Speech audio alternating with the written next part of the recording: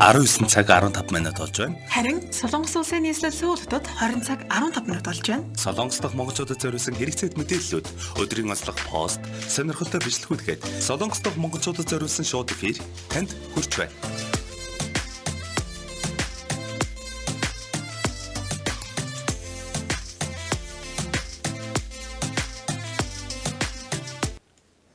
За та бүхэнд орой мэндийг хүргэе. Солонгос монголчуудын радио шоу эфир та бүхэнд хүргэж бэлэн болсон байна. Эфир хөтлөгч юм бат. Хөтлөгч Чанцалд улам ажиллаж байна.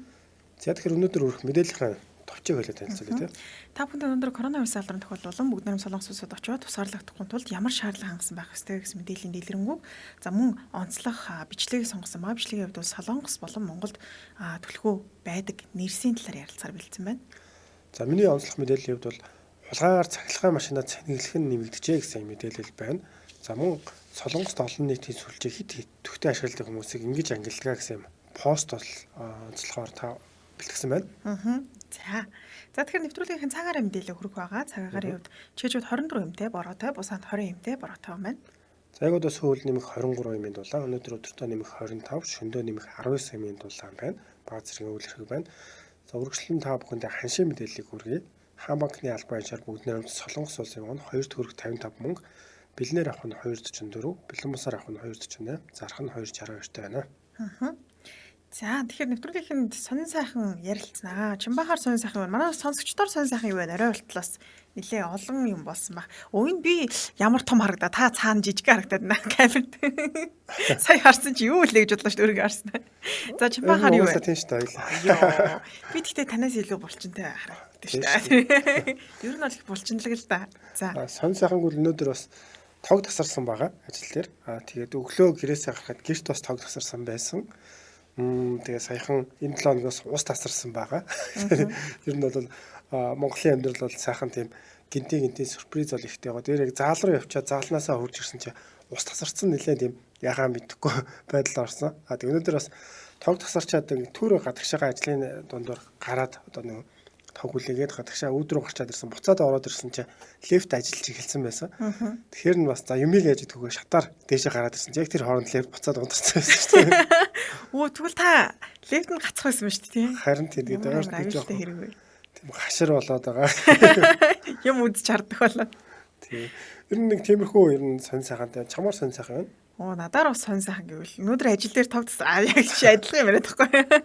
Учир нь битэр нэг ажил хийдэг байгаа. Тийм сонь гэвэл одоо тог тасарсан л байна л да. Тийм одоо сүүлийн үед чи ер нь бол 100 манахт аягүй тог тасард юм л ч тийм. Тэгээ ер нь тог тасаргүй бас тасраагүй нэлээ удсан шүү дээ. Манай халуун ус бол дайггүй байгаа шүү. Сайн гарч байгаа. Миний ахтай адилхан сонь сайхан ярихгүй. Өөр юу аа тий. Одоо нэг чимээх өөр гээд надаа уух юм авч гисэн юм. Идэх юм авч гисэн. Тэрийг хэлүүлэх гэж байна уу гэдэг. За. За тэгэхээр үргэлжлүүлэн одоо сэтгэлээ уншаад тэгээд мэдээлэл өгöd эхлэе. За тэгэхээр цэндээш хай орой минь дүнраа гэсэн байна. Их жаргал тогоо хөтлөгч найруулагч 3 сайхандаа болон сонсогч найз нартай орой мэндийг хүргье гэсэн байна.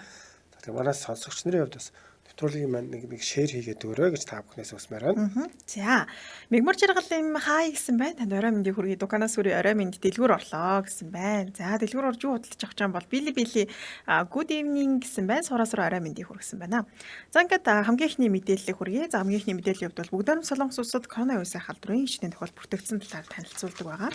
За өнөөдөр Солонгос улсад коронавирусын халдварын 374 тохиолдол бүртгэгдсэн. Үүний 27 нь хэлийн чандаас зөвлөгдөж орж ирсэн байна. Солонгос халдварын тоо гэхдээ харьцангуйс буураад тэжлээд одоо байнга танилцуулж хад 700 800 бол ер нь л бол баг байнга танилцуулдаг гэсэн. Одоо бол өчигдөр уржигдөр харж байгаа ч гэсэн даа 3 400 бол орцсон байлээ. Тэгээ 84 өдрийн дараа гэсэн баха. Одоо 300 руу дараалж ингэж болж байгаа тохиолдол гэсэн байсан. За тэгэхээр ер нь бол бас харьцангуй буурж ах шиг байна. За миний онцлог мэдээлэл өгөх юм бол Icon дээрээс авсан. Энэ гэхдээ гадаад хэргийн яамнаас гаргасан мэдээлэл юм байлээ шүү. Icon дээр орсон байсан. Тэгээд бид нар чинь яг ярьсан шүү дээ. Одоо Солонгос руу явах гэж байгаа хүмүүс маань одоо хятадын вакцины хийлгэсэн. Хятадын вакцины хийлгэсэн хүмүүстэй Солонгост одоо очлоо гэхэд 14 хоног заавал тусгаарлагдах шаардлагатай гэсэн ийм мэдээлэл явуулсан шүү дээ. Тэгэд энэ мэдээлэл дээр болохоор бүгд найрамд Солонгос улсын ерөнхий сайд Ким Бүүгём За ахлуулсан онцгой байдлаас урьдчилан сэргийлэх нэгдсэн удирдлагын төвийн 2021 оны 6 дугаар сарын 13-ны өдрийн хуралдаанаар COVID-19 цар тахлаас урьдчилан сэргийлэх арга хэмжээний хүрээнд авч хэрэгжүүлж байгаа талаарх мэдээллүүдийг бол журмыг танилцуулсан гинэ. Энэ болохоор 2021 оны 7 дугаар сарын 1-ээс эхлэн Дэлхийн эрүүл мэндийн байгууллага зөвшөөрөгдсөн. За Pfizer, Johnson & Johnson, Moderna, AstraZeneca, Covishield, за Sinopharm, Sinovac гэсэн вакцины хийлгэсэн иргэд бол 2-7 хоногийн хугацаанд тусгаарлагдахгүйгээр Солонгос улсын хилээр бол орох боломжтой болсон гэсэн мэдээлэл 6 сарын 13-нд гарсан. Тэгээ 15-ны өнөөдөр мэдээлэлээр хүргэж байгаа. Тэгээ яалтч бас өнөөдөр өглөөнөөс хойш энэ мэдээлэлүүд яваадсэн л да. Тэгэхээр яг 1 сарын өмнө мэдээлэл танилцуулж хахад бидний танилцуул юу хийлгэсэн чинь Sinopharm шүү дээ, тийм. Тэгэхээр Sinopharm вакцины бол Солонгос улсын хилээр хийлгэсэн иргэд орох юм бол 14 хоногийн тусгаарлалт заавал байх ёстой гэсэн мэдээлэл Солонгосын Never болон Daam гэсэн сайт дээр байсан л да. Тэгэхээр бид нар яалтч одоо Солонгос руу 3 сар ч байд юм уу ямар нэгэн визээр орлоо гэхэд 14 хоног тусгаарлагдах юм гэсэн гэвч сүүлд нь 13-ны гарсан мэдээлэлээр бол тусгаарлагдахгүйгээр авах боломжтой болж байгаа юм байна. Тэгэхдээ энд бол ангиллууд бас байлаа. Шууд бас хэлээр нор авчих боломжгүй. За бизнесийн үйл ажиллагаа, эрдэм шинжилгээ, судалгаа, хүмүүнлэгийн үйл ажиллагаар зорилгоор ирж байгаа иргэдийг бас ингэж оруулан за 2 удаагийн вакцина хийлгээд 14 хоногцсон байгаа хүмүүс гэсэн үг шүү дээ. За COVID-19 цар тахлын одоо мутацид орсон хувилбар тархаагүй бүс нутгаас ирсэн байх гэж. Энд нь бол нэлээд олон улс орлоо. Бразил, Мали, за Танзан гэх мэтчлэн Чил бас орсон байлаа. Ер нь бол нэлээд баг 10-аас дээш улс орнд бол байна лээ. За мөн бүгд Солонгос улсууд оршин суугаас төрөл садан эхнэр нөхөр эсвэл эхнэр нөхрийн гэр бүл дээр зочилж байгаа иргэд бол 14 хоногоос вакцина хийгээд 14 хонсон бол бас орох боломжтой. За энэ мэтчлэн дэлгэрэнгүй мэдээллийн харахыг хүсэх юм бол Icon дээр бол тавигдсан байгаа юм байлээ. Мөн гадаад хэргийн яамнаас их сурвалжийг авсан гэж байна шүү дээ. Тэгэхээр гадаад хэргийн яамны бас эсвэл консул цэгийн эмч гэдэг юм мэдээлэл дээр бол ингээд ойр ойрхон яг ийм мэдээллүүдс ороод идэг юм билээ. Тэгэхээр лайк дардагч хийдэг юм уу пэйж үздэг эсвэл яг сайт руу нөрөө шалгаад ивэл харах боломжтой байгаа шүү. Тэгээ энэ мэдээллийн тухай ер нь сайн өнгөрсөн амралтын өдрөөс эхлээд хүмүүсийг альбан мэдээлэл нь гараагүй байсан гэсэн нэг иймэрхүү зүйл болох гэж байна гэл өөрсдийнхөө мэдээлэл авснаар бол пост маш их оруулж ирсэн. Тэгээ миний бас хадгалсан нэг постын дотор болохоор өчигдөр нэг өдрийн өмнө оруулсан байсан. Зоглол эрэл харш бат гэж хүн оруулсан байсан. За одоо энэ зөвшөөрлөгийн саяын энэчний дурдсан өнөөдөөс гадна бол яг өөрөө энэ хүн утсаар ингэж лагуулж асуусан юм байлээ. Тэгээ саяны тэр газруудыг бол хэлээд дээр нь бол оюутнууд жишээ нь бол заавал тусгаарлагдана гинэ гэж бас оруулсан байлээ. За Монгол бол одоогоор тийм мутацид орсон вирус илэрсэн орны тоод ороогүй байгаа. Гэхдээ энэ өөрчлөлт нь магадгүй хязгаарнаас ч бас өөрчлөгдөх магадaltaй. Тэгэхээр хамгийн гол нь ирэхээсээ наан одоо бүгд Солонгос улсын элчин сайдын яамд хүсэл өгөхтэй юм байлээ. Тэгэхээр энэ хүсэлтээс өгөөд бас асууж тодруулаад заавал тэгж одоо мэдж байгаад ирэхгүй бол яг энэ мэдээллийг харж аваад хүрээд ирдэг бас тусгаарлагдах магадaltaй болчихно. Хэрвээ тэгэх юм бол мөнгө төгрөг бэлдэх шаардлагатай бас болохыг үүсэхгүй байгаа тийм. Тийм. Ер нь бол манайч бас халдварын тохиолдолд 2000 гарч бүртгэгдэж байгаа ш. Тэгэхээр халдвар их бүртгэгдэж байгаа улс орнуудын тоонд орж байгаа. За тэгээ мэдээллийн хувьд бол яг тухайн үеэс нь одоо яг Солонгост халдварын тохиолдол хэрэг байна. За мэдээллүүдээр тулгуурлаад өөрчлөлтүүд бол орж байгаа юм байна. Одоо саяхан л гэхэд бид нар чинь тийм одоо бидний тайруулсан байгаа хятад вакцин бол болохгүй байна. Хилээр нь орж чадахгүй байна гэсэн бол бас ийм мэдээлэл гарсан байна. Тэгэхээр цааш таастай нэвтрүүлгээр ер нь бол хүргээд явах байгаа. За үргэлжлүүлэн чин баахын онцлог мэдээлэл. Саний мэдээлэлээр яг нэмээд хэлэхэд би бас өнөөдөр өөр нэг мэдээлэл харсан. Тэгээд 6 сарын 1-ээс Монгол улс хилээ гадагшаага нээсэнтэй холбоотойгоор яг Монгол улсын очих иргэдийг хүлээж авахгүйгээд 70 гаруй орны нэрийн жагсаалтыг бас гаргасан байлаа. Энэ донд бол Япон, Австрали гэдэг юм уу томоохон улсууд харагдчихсан.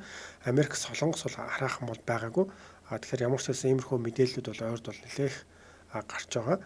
За үргэлжлүүлээд би өөрийнхөө онцлог мэдээллийг хүргэе. За миний онцлог мэдээллийн хувьд болохоор Солонгос улс ер нь сүүлийн үед бас энэ цахилгаан машин бол маш их хэрэглээгээр бол нэмэгдэж байгаа. Хүмүүс бол авч хэрэглэх нь маш нэмэгдэж байгаа. Өөрөөсөө үйлдвэрлэгч орны хувьд бол дэлхийд цахилгаан машин үйлдвэрлэлээр 5 тол орж байгаа юм байлээ. За үүнийг дагаад бол бас янз бүрийн асуудлууд цахилгаан машинтай холбоотой мэдээлэлүүд гарч ирсэн. Өнөөдөр бас нэг гарсан мэдээлэл гэх юм бол цахилгаан машин таксинд явж байгаад тоормсонд барихгүй тийм тохиолдол гарсан байлээ. Тийм бичлэг байсан. Тэгэхээр өмнө бас юм тоормс барихгүй тухай мэдээлэл хүргэжсэн ямар арга хэмжээ авч болох вэ гэдгийг видеогоор танилцуулж ирсэн учраас өнөөдөр цахилгаан машины одоо цэнэглэхтэй бол хулгайгаар хулгайн одоо юм цэнэглэх асуудал их болж байна гэдэг ийм мэдээллийг бол онцлоё гэж бодсон. За тэгээд томоохон дэлгүүр за мөн апарт орон сууцны газруудад ийм цахилгаан машиныг бол ууган цэнэглэх тийм төвд газрууд бас байдаг юм байна. Гэхдээ ер нь бол хүмүүс хулгайгаар хэрэглэхийг бас нэлээх сүүлийн үед бол хандлага нь ихсээд байгааг юм л дээ. За тэгэхээр яг тэр зориултын газрууд нь болохоор одоохондоо бас тийм ч хангалттай биш бол нэгдүгээрт байгаа.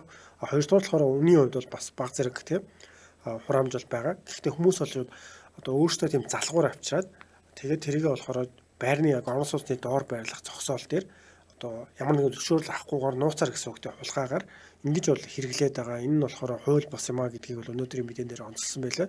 Тэгээд зарим ингэж орон сууцны аппаратуудыг харах юм бол уг нь тэр квали хийж байгаа тэр захиргаа гэдэг л үү зохион байгуулж байгаа хүмүүс нь энэ хэрвээ ингэж юу цэнгэлэх юм бол хууль бос шууд хоргоно гэдэг тиймэрхүү анхааруулга сануулга их байлгаж байгаа ч гэсэн хүмүүс ер нь бол тэрийг үл харгалзаад өөртөө яг тэр одоо цэнгэлдэг утсыг аваад тэгээд шөндөө цэнгэлж хонох ийм байдал бол маш их байгаа юм билээ. Тэгэхээр энийг бол одоо 60 гаруй мянган одоо захиргаа машин бол хэрэглэж байна. Цаашдаа энэ бол нэлээд ийм том асуудал болох нэ гэдэг байдлаас нь бол танилцуулж байлаа. Тогны мөнгө айхтар уурсах юм шүү тийм. Тий, уг нь бол захиргаа машин хэрэглэж байгаа хүмүүсийг яг огт тэгж цэнгэлж бол болохгүй гэхгүй байгаа. Тэгэхээр ямар ч байсан тэр байрныхаа одоо захиргаатай уулзаад тодорхой хэмжээний тогны мөнгөний төлөөд тэгээд бол цэнгэлж болно гэж байгаа. Гэхдээ хүмүүс болохоор ер нь бол ингэж цэнгэлэхгүй яг өөртөө тийм хаана ингэж юм залгуур байна. Тэрнийхээ ойролцоо очиж машинаа зогсоогоод тэгээд цэнгэлээд байгаа ийм тохиолдлууд бол ер нь маш их байна гэсэн мэдээлэл байлаа. Тэгэхээр зориултын цэнгэлдэг газар бол байдаг юм байна тийм. Тэгээ ер нь цэнгэлдэг газрууд бол нэлээх байдаг. Гэхдээ хүмүүс яг тэнд цэнгэлэхгүйгээр өөрсдөө тийм хуваараа ингэж бол цэнгэлээд байгаа. Энэ бол илүү бас өндөр төлбөр гардаг. Уг нь бол одоо цахилгааны төлбөр гэдэг нэг 6,000 7,000 воныг л цэнгэлэхэд бол зарцуулах боломжтой байлаа л дээ. Тэгэхэд бол энэ хүмүүс маань яг зориултын бус газар цэнгэлэхээр тэр нь илүү их тоогддог. Нөгөө одоо юу гэдэг орон сууц дэлгүүртэй бол илүү хохирол учруулад байна гэдгийг болохоор хүмүүс бас хэлсэн байлээ. За тэгэхээр бас онцлогтой мэдээлэл байна. За энэ сэтгэл бас нэлээд орж ирсэн байна. Сэнд ээж сайн уу найзуудаа гэсэн байна. Оройн төргий. За мөн бүгдэнд нь мэндэ гэсэн байна. Тухайн усрын яасан их тасардаг юм бэ та нар гэсэн байна. Тэг өнөөдөр бас манай ихэд хэд нэвтрүүлэг сүлжээний асуудлаас болоод тасарсан байгаа бас солонгын ор нэвтрүүлэг маань тасраад тэгээ нэг 5 минут тасраад иргээд ороод ирсэн байгаа. Сураа 5 дээр хоол идчихгээд харж байна гэсэн байна. Сараа өнчигдөрч орой миндээ хоолоо идэл сууж байна. Шарсан дахиа бас G7-гоо угаа сууж байна гинэ. Нэг жаргалтаа өнөөдөр байс игээд нэвтрүүлэг тасраад байна. Би утсаа асааж унтраагаад самарсан штэ гэсэн байна. За аз жаргал орой минь 2 хөрхнөө ангахаа самар эдингээр радиогоо сонсоол байж байна гэсэн байна. За содном дарж байгаа юм цэцэг орой миндээ Солонгос багсаад л байна. Миний Монгол хэцүү байна да гэсэн сэтгэлийг бас ирүүлсэн байна. Өдөр болгоны коронавигийн тохиолдлыг хараад тэгэл бас нэлээ өндөр байгаад байгаа. Тэг яг эргэн тойронгуул өстэй нэлээ олон хүмүүс тусч байна. Одоо ингээл өнөөдөр ихэд манай найз ажил дээр халдвар гарцсан гээл. За одоо ингээ бөөнөр ажиллаар шилжлэгээ өгөх гэж ингээл энэ тэндээс суцтаач гэдэг юм. Ер нь халдварын тоо үнэхээр айхтар их байх шүү байна.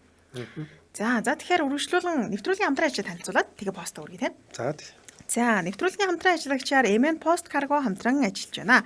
За MN Post Cargo зунан хасах өвлөн нэмэх температурын өргөрт очроос таны явуулж байгаа бараа бүтээгдэхүүнийг муудахгүй хөлдөөхгүйгээр Солонгосоос Монгол руу тээвэрлэдэг байгаа. Тэгээд заримдаа бас манай радиогийн утас руу холбогдоод Монголоос Солонгос руу карго явуул боломжтой юу гэж бас асууж байгаа харагддаг. Тэгэхээр Монголоос Солонгос руу зөвхөн Солонгосоос Монгол руу бол тээвэрлэлт хийдэг байгаа.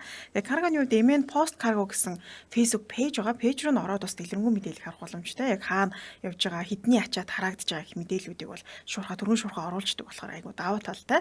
За холбоот утасны дугаар нь Солонгосоос TIG 10 7569 8299 TIG 10 7569 8299. За хаягийн хувьд бол Монгол 5-ны Б1 давхарт байрлаж байгаа шүү.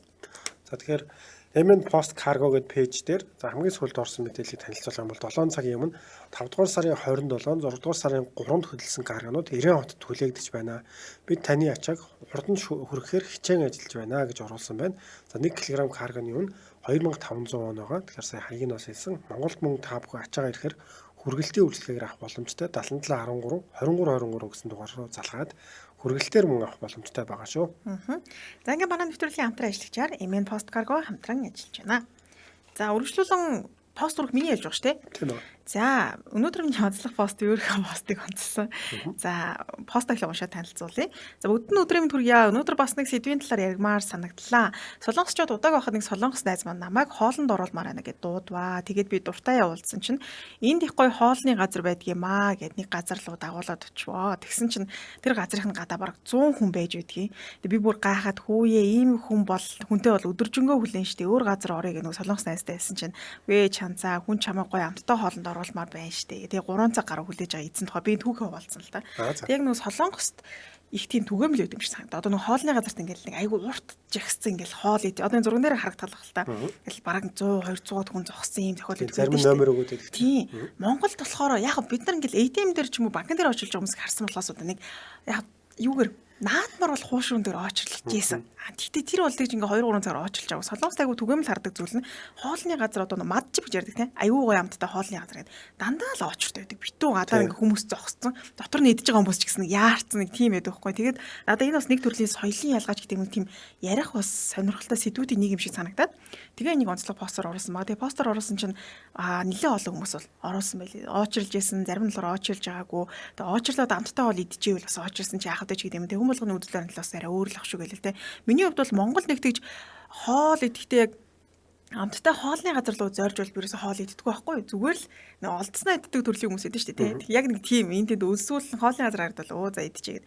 Солонгосчууд арай өөрчлөгдсөн юм. Солонгосчууд ч юм бүр ингээд зөвхөн хоолноос гадна шопинг хийхдээ ч гэсэндээ ингээд очрлол зүгээр нэг жижигхэн зайрмаг авахтаа хүртэл одоо хундаа дээр зайрмаг зарж байгаа байхгүй. Тэрэн дээр хүртэл 20 хүн бол зоолттой зогсож байдаг байхгүй. Тэгэл ийм цаанаас тий одоо амттай юм дээр ингээд солонгосчууд нэлээ очрлоо. Тэгээ тэрэндээ ч гэсэн нэг тийм цагаа урж байгаа гэсэн мэдрэмжийг авдаг юм билээ. Зүгээр л тий амттай юм идэхийн тулд бас ингээд хүлээх ойлголт бол угаасаа байдаг юм бил. Монголд муу ялгаагүй амттай газрууд бол их байгаа. Гэхдээ зүгээр ялгаа гэх юм бол хүмүүс тэр хүмүүсийг хизээ гарах нь мэдэхгүй тий. Хүлээж байгаа тийг очрлоод идэх гэдэг дээр бол ер нь багада ягаад бол шагаагаал дүүрэн байх юм бол за явъя өөр газар орё явцдаг. Одоо Солонгост бас өөр ялгаа гэх юм бол яг миний ажиллажсэн газар болохоор Куру дижитал данжаа гэж тэнд офисын ажилтнуудын төвлөрсөн маш их хүмүүс ингээд офисын ажилтнууд байдаг учраас хоолны газрууд харьцангуй цөөхөн за байлаач гэсэн амттай газар илүү сонгож иддэг. Тэгээ цааны цагаараа яг очиход ер нь бол за 11 бас 40 мөчгээд гарчдаг. Эрт гардаг бас ягаад бол илүү эрт гарч ээж ойчор нараа гайгүй байдаг. Тэгээ очингууч нэг хэдэн хүмүүсийн ойчор байнгут бид нар дугаар өгөөд тэгээ хүлээ зогсож байгаад ер нь бол хоолоо иддэг. Ер нь очиргүй идэх нь бол маш бага байдаг гэсэн. Тэгэхээр нэг талаараа үргэлтийн үйлчлэгээгээд дуудаж болох ч гэсэн нэг ороод тухтаа идвэл хамаагүй дээр тийм панчаан ингээл сэргээж өгөөд ч юм уу. Тэр талаасаа бол илүү тэгж идэх дуртай байсан. Тийм тэгээ сонсогчдоосоо бас чимэхээс асуумаар санагдлаа. Ер нь хэр одоо жишээлбэл нэг 5 цаг очрлоо. Би сүүлд сонсож хахад 7 хоног очрлоо тунгаас чэйжүүд идчихсэн гэдэг. Тэр тухайн үед нэлээ алдартай тунгаас байсан л да. Тэгээд гадаа нь хүмүүс тэр хоолын газрын гадаа майхантай хонж байгаа байхгүй. Майхантай зарим нь бүр 7 хоног хонсон гэдэг тийм мэдээг би орчуулжсэн байхгүй. Тэгээд би бол 7 хоногтэй нэг гоё амттай болдгийн тулд гадаа нь майхантай очрлно гэдэг бол миний толгойд буухгүй байгаа байхгүй. Тэгэхээр магадгүй тэгж очрлж исэн. Эсвэл ер нь тэгж очрлж чадсан ч юм уу тийм хүмүүс байдаг болоо гэж бодоод. Тийм би ингээд очрох юм бол тэр пүүз ч юм уу ингээд алдартай брендийг хямдхан цаарна гэдэг тиймэрхүү энэ дээр очр манай бас нэг ажлын гадаа байдаг байсан. Тэрийг бол их хардаг байсан. Зүгээр яг тэгж удаан очрлж мэдээж чадахгүй байх. Надаа эсрэгээрээ тийм юу тохиол байгаа. Нэлээ хол цаг хагас явж байгаад гоё газар очно гэдэг нэг кофе шоп руу очиж одоо нэг солонгос хүмүүстэй зөв кофе ууж исэн. Гэхдээ надад бол яг тэр нь одоо юугаараа ч яах тэр яг мэдээж ялгаа гэх юм бол нэг жоохон илүү байгаль руугаа гарч байгаа. Дээр нь тэгээд тэр газрын орчин нь бас тэр хүмүүс нэлээд таалагдахаар тийм хүн амьтан бол багтай газар байсан. Тэгэхээр магадгүй хоол идэх эсвэл бол юу яах та нэлээ анхаарал өгдөг. Тэгээ өглөөр нэрэл за өдрийн хоолн дээр юу идэх үү гэж ярьж байгаа л өдрийн хоолноосоо орж ирчихэл орой юу идэх үү гэж ер нь нэг тиймэрхүү байдлаар яриад хоолноос хоолны оронд л амьдрал үргэлжлээд байдаг тийм. Яг Солонгост тахаар надаас яг тийм мэдрэмж болсон.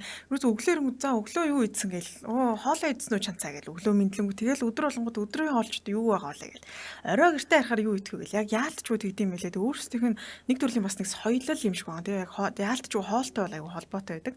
За тэгэхээр нэг жаргалтайгаагч удаан очилбол гоё хоолны үнэрэнд нь эхлээд гидс сонголзоо сүултээ цадчих шиг болдсон шүү дээ. Өө таних дээр байсан шүү дээ. Би бас бичсэн байна. Сэндэ ажил дархан гэрийн хуушуур зардаг кафе очролдгоо бас цасхан зарим гэдэгэд очролдог амт нь гоё тул гэсэн байна. За Сүхбаатар чулуун орой минь хүргэсэн байна. Орой миньдийг хүргэе. Нэг жаргал тогоо.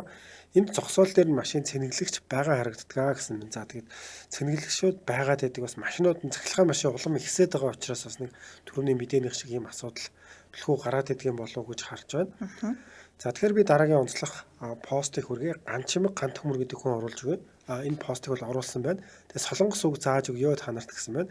Тэгээд энэ нь болохоор яг уншаад үзэхэд яг нэг солонгост олон нийтийн сүлжээг хүмүүс одоо мэдээж л Монгол ч гэсэн ялгаагүй хэд донтох гэдэг юм их ашигладаг хүмүүс бас байдаг тийм. Тэр хүмүүст бас одоо тийм зориулсан нэр гэх юм уу тийм өвчнөн гэж хэлж болох юм байна. Зөвхөн олон нийтийн сүлжээгээс гадна бас тийм байгаа. За Кваншин Пён гэдэг энэ нь болохоор олонний анхаарлын төвд байх сонирхолтой өвчин гэж байгаа. За энийг болохоор шинж тэмдэг гэх юм бол олонний анхаарлыг өөртөө татах гэж илүү болохгүй бүтэхгүй юм болгоныг ярьж сенсац болгон одоо дээр дондоо ингэж явж байгаа хүмүүс байдгаа гэж байгаа. За мөн гүнжүү пён гэсэн маань гүнжээ өвчин гэж байгаа. Аа. Өөрийгөө хөөхөн эсвэл эрхэмсэг гэд итгэсэн хүмүүс гүнжээ өвчтэй хүмүүсийн хоёр янз байдаг. Үнэхээр хөөхөн гэдгээ өөрөө мэдээд улам ядцсан зан гаргадаг хүмүүс эсвэл хөөхөн биш байсан гэсэн өнгөлөн далал хийгээд ийм хөөхөн болцдог эмэгтэйчүүд байгаа гинэ. Тэгэхээр тийм хүмүүсийг бас хүмүүс одоо хөөхөн байна гэхээр дүрдээ орчихдгоо гэсэн байна. Тэг өгшөө байгаа. Тэгэхээр яг хөө энэ дээр ер нь зүгээр энийг би сонсцоод ингээд харж байхад нэрээ дараа нь бас тэг тийм үнэн ч юм уу тий одоо ялангуяа солонгосын оддын тухай мэдээллүүдийг харж байхад иймэрхүү олонний төвд байхын тулд заримдаа ингээд өөртөө бүр албаар тэнэг үйлс гаргадаг тий анхаарлыг татах гад байдаг. За эсвэл бас хитрхи олон цагаар ингээд хөөхөн харагдах гэж зургийнхаа одоо өнцгийг олно гэж яриад байдаг шүү дээ. Тиймэрхүү зүйлүүд бас байдгийн юм шиг санагдсан. Зүгээр ингээд энэнийг үсээ дараа одоо Facebook гүйлгэж явах ч юм уу Instagram харж байхад нэрээ бас арай л их юм да гэж нэг тиймэрхүү зүйл заримдаа санаанд орж исэн. Техник нь болохоор кваншим пён гэсэн те. Олонний анхаарлыг татах. Энэ гэхдээ яг их сургуульд бол яг энэ тэндэг гэхдээ яг бүр айхтар нэг учир зүггүй ингээл гээ тэгээд тогтдоггүй ч гэсэндээ ингээд найзууд дунд бол нэг байханд байгаад яг ингээд зүгээр бөөндөө ингээд яриа сууж хахад яг миний яриаг сонссонгүй гэл нэг ууралдаг найзууд шүү дээ. Би яг тэр хүүхдийг тэр хүнийг юм ярьж байгаа заавал ингээд яриаг сонсоод ингээд сууж явах хэвээр. Тэгээ нэг өөр хүмүүс хооронд яриад байгаа юм бол ингээд чимээг болчихдаг ч гэдэг юм дээ. Тийм бол оюутан байхад тийм хүн найзууд бол байдаг гэсэн. Тэгээд би бас зарим тэр нэг юуны сугуудыг харж байхад Африка ТV дээр ч юм ингээд нэг хүмүүсийн анхаарлын төвд орох гээд бүр их тэнэг үйл хийж байгаа. Одоо шил идэх ч юм уу те. Үсээ ингээд хаамаагүй ингэж одоо бүр нэг жоохон үлдээгээд эрэхтэй эмхтэй гэлтгүй үсээ хосуулдаг ч юм уу. За би тэтэн цагт ийм юм хийнэ гэд хүмүүсийн анхаарлын одоо өртөнд бол санаанд орохооргүй тийм зүйлүүд хийгээд Монголд бас нэг сүүлд бас зүгээр юуны Facebook пэйж харсан чинь нэг хэцүү даалгавар гэлөө бас тиймэрхүү юмнууд хийгээд хөмсгөө хусаал бас нэг төрлөөр олонний анхаарлын төвд байх орох гэсэн тиймэрхүү талууд байх л да. Гэтэ яалт ч иймэрхүү эрсдэлтэй зүйл хийхээр хүмүүс анхаарал ханддаг юм уусаа тий ойлгомжтой юм шиг л шүү Тий. дээ. Тэгээд яг өгшөө бол одоо Ёнён пён гэдэг оддын өвчин гэдээ бас байгаа. Тэгэхээр олонний танил болох тий. За бүр эсвэл өөрийгөө одгээ бодцсон гэдэг дүрдээ итгэсэн гэдэг иймэрхүү талаас нь бас хилдэг юм байлаа. Тэгээд энэ хүмүүсийн онцлог гэхээр хит дуу байхгүй нэ дуучин гэж ярьдаг. Тэгээд сэтгэл үлдсэн дүр байхгүй нэ өөрийгөө жүжигчин гэдэг хаваар нэг зарлаад ингэ юмд оролцоод байдаг гэдэг. Тэг иймэрхүү төрлийн хам шимжээ өвчин байна. Монголд бас энэ нэлээ орцсон юм шүү гэж энэ хүн бол постн дээр онцлсан байлаа. Тэгэхээр яг гурван төрөл энэ гурван төрлийн яг тийм юу юм байна те үг юм байна те. Гүнжийн өвчин болохоор эрхэмсэг болчт юм уу те. Тэр нь бол өөргөө нөгөө хатан одоо гүнжигэл тий одоо бүх үйл хөдөлгөөнч нэг тийм байдаг юм уу. Тэг би бас өөр юм яаж хахад таарч тий сонсогдчихсэн. Энэ нэрээ таарч юм байна. Ямар гэхээр манай нэг бас нэг танил юм ингээ уулзсан байхгүй. Тэр охин айгүй тийм эмхтэй л байсан л та. Гэтэ ингээд хумс хийлгцэн. Тэгээ би тэгэд ингээ бөөндөө ингээ суужсэн чил. Хөөстэй цүнхээ дийлэхгүй минь зүхийг барьж өгөх хүн байна уу өндргээл. Тэгэл санал зуусан ч энэ юу бүх жоохон заван болчлоо. Энэ татаад өгөндргээл. Тэгэл би яг нь тийм үнтэй тухайн үед яг анх таарчсан болохоор ямар сонь ингээ зүн өөрийнхөө зүхийг өөрөө дийлэхгүй хамахтай тухайн үед яг жоохон сонирм санагдчихсэн да. Тэг яг нь цаанаасаа бас хүн болгоо нэг өөр байдаг шүү дээ тий. Яг зүгээр жоохон онцлогтой хүн байна л гэж тухайн үед бодоод өнгөрчээсэн юм. Нэг хөөрхөн бас тийм үг яваад байдаг шүү дээ. Дээр үед одоо энэ сошиал хөгжөөг байхад тэр үний тэнэг гэдгийг зөвхөн гэрийнх нь мэддэг байжээ гэлээ зарим талаараа яг хэтрүүлчих юм бол хүмүүс одоо нэг тэнэг үйл гаргахаар тий тэрийг бол ингээд барьж болохоорг болчиход байгаа шүү дээ. Шууд ингээд олон нийт хүлээж аваад тэрний дээр нь одоо зарим нь буруутгаал тий зарим нь яг зөвөр ингээд хүлээж авсан хүмүүс байдаг л байна л да. За энд бас Гандини маань гэсэн байх шүү. Солонгос нар солонгосноо сайхан хоолсон уу, сайхан хооллоорой гэж мэдлэгэн дайны үеийн өлсгөлөнгөөс улбаатай байхаа гэсэн байна. Сөгчмөг орой мэндэ зармаг идээд сунгаа та гурвыгаа сонсоор ороод ирлээ гэсэн байна. Сайн дэжил дараханд гэрээ шүү. Энэ бид рүү уншсан маа шүү дээ. За оюун чулуун чойжилж би бас тэгсэн шүү дээ. Амар хоол машинаар яваад очсон чинь түүхийн илэг байсан. Тэр үед хэл мэдэхгүй байсан нэг хэлэхүү илэг гэдгийг мэдэхгүй дагаад л явж байсан. Очоод жоохон гонцгор байсан даа гэсэн мэт. Тэгээ надад бас иймэрхүү зүйл юм бол хавч бас идчихсэн. Тэгэхэд бас нэлээд нэг хол 70 дээр очиж идчихсэн. Тэгээ тэр хүмүүсийн хувьд бол тансаг одоо амралтын өдрөө их сайхан өнгөрөөж байгаа байдаг шүү дээ. Миний хувьд болохоор жоохон тийм одоо өлссөн байдалтай тэндээсээ гарахтаа тийм нэг хавчнаас идэх юм тухайд нэг их олдоогүй 70 болоод байсан. За чука энэ болон Зина орой минь хүргэсэн байна. Та бүхэнд орой минь хүргэе. За орой минь хүргэе. За өргөжлүүлэн бичлэг байгаа. Бичлэг маань надад айгүй сонирхолтой санагц. Өнөөдрийн бичлэг Монгол болон Солонгос түгээмэл байдаг нэрний талаар танилцуулах байгаа. Тэгээд ямар нэрнүүд Солонгост түгээмэл байдаг юм бол Монгол тэгээд бас хамгийн урт Монгол нэр болон Солонгос нэр байгаа шүү дээ, тийм. Тэгээд энэ дээр тэгээд бас миний бодсныг одоо харьцуулахад яг Солонгос нэр гэхэд ч одоо бас харьцангуй цөөхөл байдаг юм байл л да. Адилхан хүмүүс. Ягаад гэвэл 50 сая хүн амьтаа гэж бодоход 30 эд мянга 60 эд мянга гэдэг иймэрхүү харагдчихсан шүү дээ. Тэгэхэд Монгол хүмүүсийг адилхан 15 мянга 20 эд мянга гэхээр хүн амьтаагаа харьцуулах юм бол адилхан нэрнүүдээс арай илүү байдаг юм болов уу санагдсан. За тэгэхээр Монголд бол гэдэг чинь бид нар ч ааваар угуулдаг шүү дээ, тий. За тэгээд аав ээжийнхээ овгоор ер нь бол угуулдаг. Солонгост болохоор овг нь бүр ингээд жусаан буюу өвгт эцээс эхлээд ким овгтон бол ким овгт. Уртл нь ерөөсөө өөрчлөгдөхгүй. Тэр аавын нэр мэрээр өөрчлөгдөхгүй. Ардлынх нь яг тэр 3 үе байгаа шүү дээ. Эхнийх нь болохоор овг, тэр сүүлийн хоёр нь болохоор яг нэр нь байгаа да. Ийм байдлаар ингээд явцдаг. Тэгэхээр нөгөө солонгосчууд одоо өвгт эцээ мэдэх боломжтой байна л да. Чи хаанхын тентхийн одоо ким овгт юм уу? Тэгээд чон овгт юм уу гэдэг юм ингээд мэдчихдэг. Монголд болохоор яг тэрийг бол нөгөө мэдэх боломж ба. Гэхдээ бид нар нөгөө ургийн овг шүү дээ. Одоо борж байгаа ч гэдэг юм уу? Тэ энэгээр бол нэг бас ялгагдах боломжтой тал бол байдаг юм байлаа. Тэгээ манайх ургийн овг бол харьцангуй бас сүүлд те ингэж оноож байгаа. Тэгээ энэ эмэгтэйг хувьд болохоор Монгол эмэгтэй байгаа. YouTube дээр бол их төвтэй бичлэг оруулдаг. Гэхдээ хамгийн гол солонгосоор яриад солонгос хүмүүс Монгол соёлын тухай бас ихөө танилцуулдаг ийм эмэгтэй байгаа. Тэгээ нэрнүүдийн бас их агуулгыг бол хэлжээлээ те. Тэгээ нэрний агуулгыг солонгос хэл рүү орчуулна гэдэг бол бас нэрээ маш хэцүү юм байл. Одоо энэ дээр Бат гэх тэгэнгүүт миний нэр бас гарч байгаа шүү дээ. Би яг өмнө Бат гингүүд одоо солонгос хүмүүст юу гэж ойлгуулмаар юмтэй гэж нэлээ бас эргэлзэж байсан. Тийм. За тэгэхээр хамгийн ихнээс эхлээд хамгийн түгээмэл байдаг нэрийг Монголыг нь танилцуулъя. За Монголд бол ерөөсө 30 мянга гаруй нэр төрөл байдаг. Нэр байдаг нэ яг төрөл гэх юм уу те давтагч 30 мянга гаруй нэр байдаг. За хамгийн их байдаг эрэгтэй нэр нь Бат Эрдэнэ гэдэг нэр Монголд 15434 тийм нэртэй хүн байдаг гинэ. За тэгээд нийт эрэгтэй хүний яг 5 хамгийн их тийм нэртэй одоо 5 хүнийг бол 5 хүнийг тодруулах байх. Тэгээд хамгийн их байдаг тийм нэрс нь хоёрт нь Тэмүүлэн, за Бэлгүн, Төгөлдөр, Дүлгөөн гэдэг нэр бол хамгийн их байдаг гэж байхгүй. Тэгээ одоо ингээ эргэн тойрондоо бодоод үзэх юм бол надад бага ингээд хахад Төгөлдөр гэдэг хүүхдс байсан, Дүлгөөн гэдэг найзтай, Бэлгүн, Тэмүүлэн энэ бол бүгднийг сонсч байсан. Тэгэхээр магадгүй нэр үнэхээр түлхүү. Та бол сонсч байсан саяны нэрсээс. Тэгээ Бат Эрдэнэ гэдэг адилхан тийм нэртэй хүмүүс юм групп бичлүү нээсэн байгаа тах шиг байсан. Тэгээ миний нэлээд дээр үед нөгөө Банжиг нэтгээд байдаг гэсэн. Банжиг дээр өлөө оллоо цэх юм дээр өлөө тийм койн авч жагаад ирэх авч жагаад өөрийнхөө адилхан нэртэй хүмүүсийг хайх гээд тэгээд тухайн үед хайж үзсэн чинь яг Чинбат гэдэг нэртэй 2488 байсан. 2005 6 оны үед санагдаж байна. Тэгээд яг надтай адилхан одоо борхуу өвгтэй Чинбат гээд тэгээд 8 хүн байсан. Тэгэхээр надад тэр бол тэг сонирхолтой санагдчихсан. За гэд. Тэгээд би дараа нь бас тэрийг фэйсбүүкээр хайж үзээд хоёр хүнтэй хоёрыг адилхан өвгтэй хүнтэйгээ найз бас болж ирсэн. Нэг нь бол Америкт амьдардаг юм байлаа. За бүр та бүр үнэхээр судалсан юм шүү те. За солонгосчуудын хамгийн түгээмэл байдаг эрэгтэй нэрсийг танилцуулъя. За Соожун гэдэг нэр хамгийн их байдаг гинэ. 29737 иргэн Соожун гэдэг нэртэй байдаг юм байна. За дараа нь Минжун, Дуюн, Жуон, Хажун гэдэг нэр бол хамгийн их байдаг гэж байна. За Монголд үргэлжлүүлэн хамгийн их байдаг эмэгтэй нэр гэх юм уу те. За нэгт нь бол Хулан гэдэг нэрийг 13149 иргэн бол ийм Хулан гэдэг нэртэй байдаг юм байна. Тэгээ дараа нь Номын Эрдэнэ, Мишель Инхчин гэдэг нэртэй. Мишель гэдэг нэр бол төлхөө бас их сонсч байсан шүү.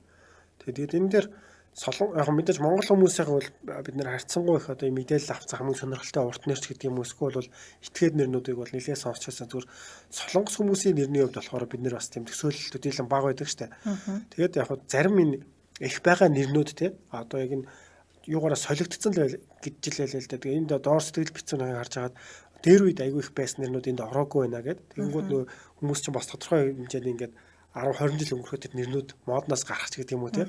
Тэгээ энд нэг хүн чинь манай ээжийн үед болохоор одоо Минжон ч гэдэг юм уу иймэрхүү нэрнүүд, Янжааш гэдэг юм уу ийм нэрнүүд бол маш Янжаа бүр ялтчгүй тийм их хэлдэг байсан. Тэгээ энд болохоор хэлэгдэхгүй байгаа гайхаж байна гэсэн бас тэгжсэн. Тийм тэгээд Соожун гэхэр нөө Пак Соожун гэж үжиж юм байдаг шүү дээ. Соожун гэдэг нэрийг бол айгуу сонсч байсан. Жуон гэдэг нэртэй жүжигч юм бол нэлээ олон байдаг юм байлаа. Тэгээд гэхдээ миний эргэн тойронд яг анх танилцчихсан. За одоо тэгээд Солонгост яг сурж авах үед их сонсч байсан нэр гэхээр Жие гэдэг нэрийг их сонсдог гэсэн. Жихэ. Тэгээд Жион гэдэг нэртэй хүмүүс аягүй хөөдөг гэсэн шүү дээ. Иргэн тойронд Жион, Ким Жион, Пак Жион, ямар Жион гэдэг үл аягүй тийм нэртэй. Намайг их сурвалд ухаалаа 4-5 хүүхдэл манай ангид Жион гэдэг нэртэй байсан шүү. Тэгээ би Жион гэдэг нэрийг солонгосчууд их өгд юм байна гэдэг. Тухайн үед бас бодож ирсэн юм байна. За эмэгтэй бас хамгийн их байдаг нэр нь Соён гэдэг нэртэй 26609 иргэн солонгост байдаг нэ. Соён гэдэг нэртэй. Гэхдээ би Соён гэдэг нэртэй өдөрөөс таарч байгаа шүү. Тийм баха бас зарим дээр юуныхаа дээр үеийнхэн дээр зургуурч бас байж магадгүй бах тий. За тэгээд Соён, Жиу, Хаюн, Сохён гэдэг нэрнүүд бас нэлээд түгээмэл байдаг нэрнүүд гэсэн байна. Тэгээд урд талд нь дандаа нөгөө Пак байна уу тий, Ким байна уу угнууд нь залгагдаад бол явчих байгаа. За тэгэхээр би та бүхэндээ бас хамтран ажиллаж байгуулахын мэдээллийг хүргээд тэгээ үргэлжлүүлээд ярилцгаая. За манай нэвтрүүлгийн хамтран ажиллагчаар Бүгд найрамд Солонгос улсын төрийн өмчт компани, за мөн Бүгд найрамд Солонгос улсын элчин сайдын хамтран зохион байгуулж байгаа K-pop фестивалийн Монголын арга хэмжээ хамтран ажиллаж байгаа. За энэ арга хэмжээний хувьд болохоор хоёр төрлөөр бол явагдаж байгаа. Сар дахлын үед бол онлайнаар эхний шат нь явагдаад хоёрдугаар шат нь за бас өөртөө оролцох юм байгаа. За энэ нь болохоор cover дуу буюу солонгос дуу хэн сайн дуулах вэ гэдэг юм бичлэгээ хийлгэх.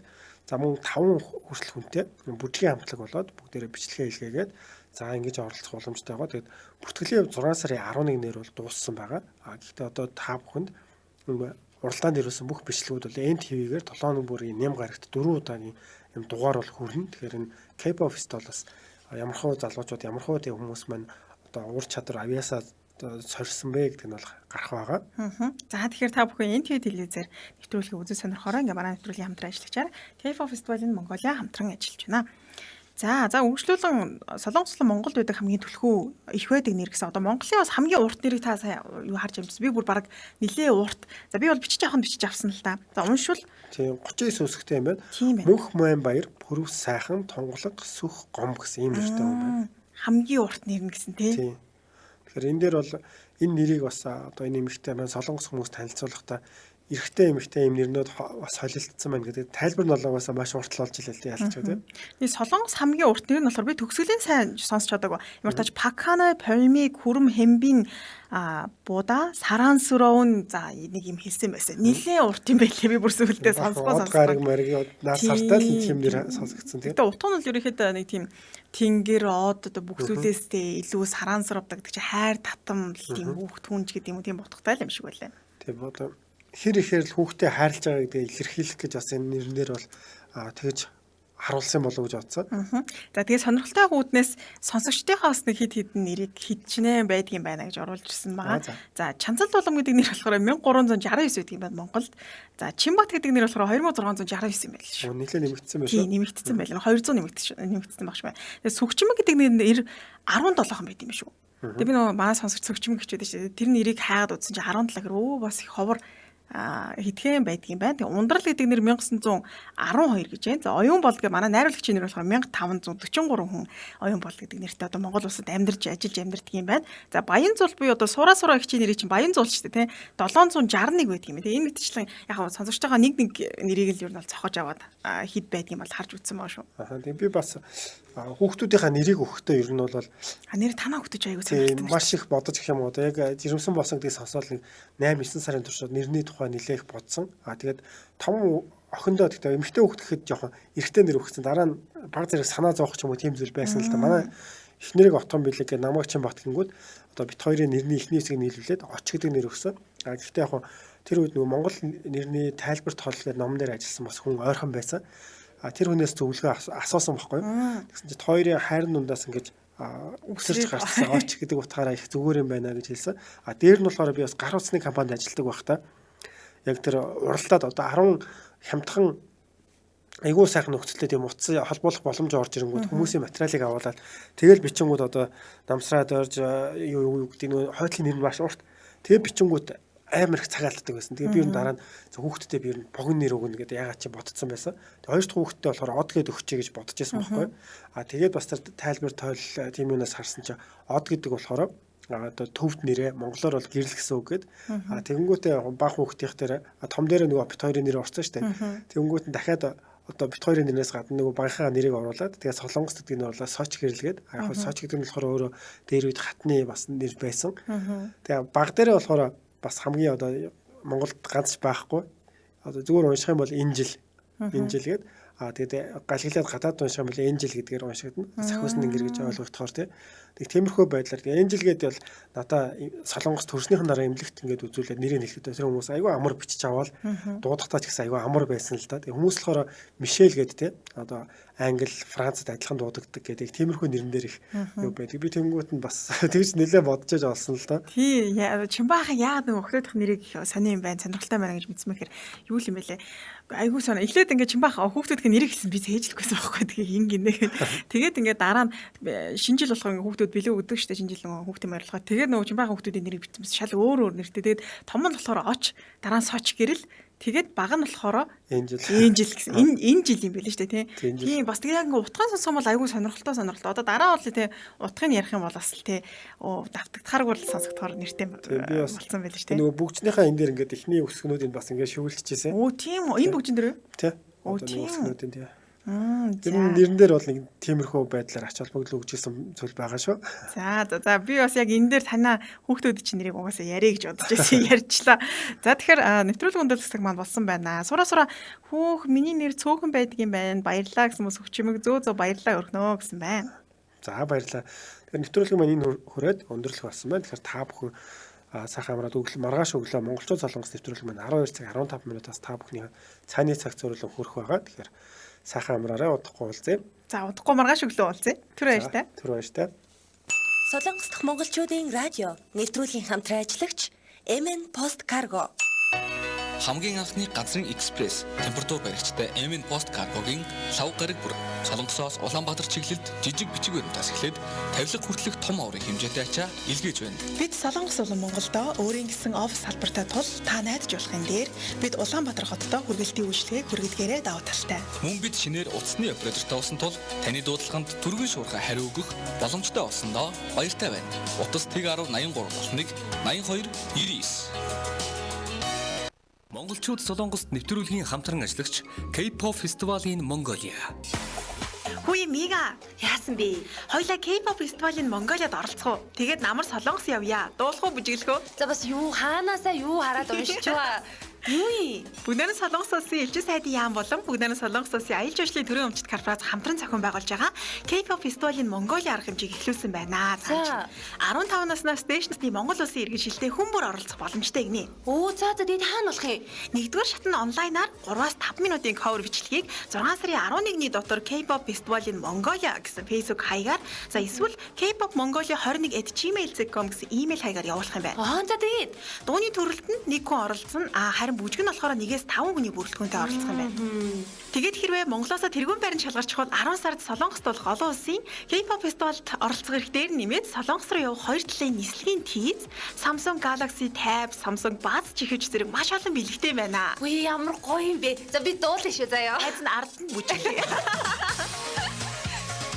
Дэлгэрэнгүй мэдээллийг K-pop фестивалийн Mongolia official page Facebook цахим хуудаснаас авна.